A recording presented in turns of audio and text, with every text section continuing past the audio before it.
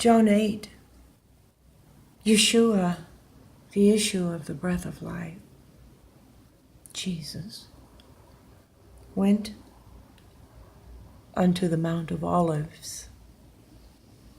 And early in the morning he came again into the temple, and all the people came unto him.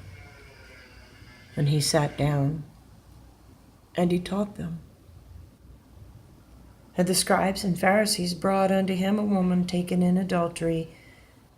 And when they had set her in the midst, they said unto him, Master, this woman was taken in adultery, in the very act. Now Moses in the law commanded us that such should be stoned, being that they were scribes and Pharisees, the religious lawmakers.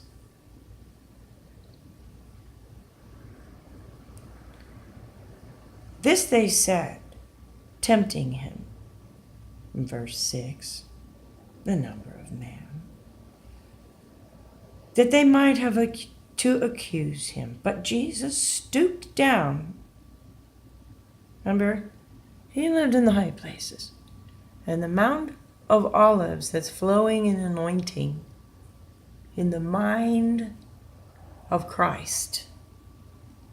So he has to stoop down to the lower realm of understanding for these so-called keepers of the law, the scribes and Pharisees, who are accusing a woman of adultery, caught in the act.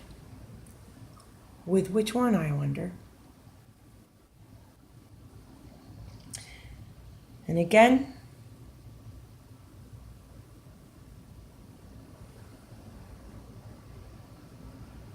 he stooped down.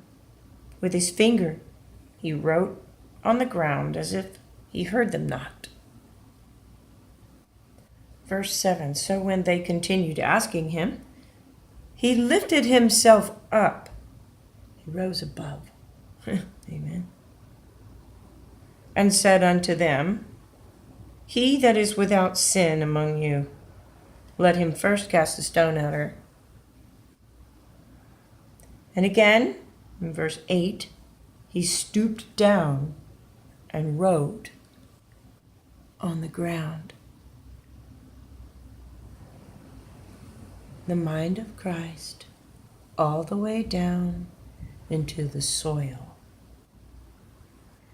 Verse 9, and they which heard it, being convicted by their own conscience, went out one by one, beginning with the eldest, even unto the last.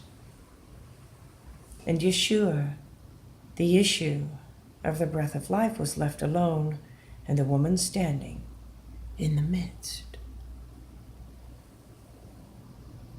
And when Jesus had lifted up himself, he saw none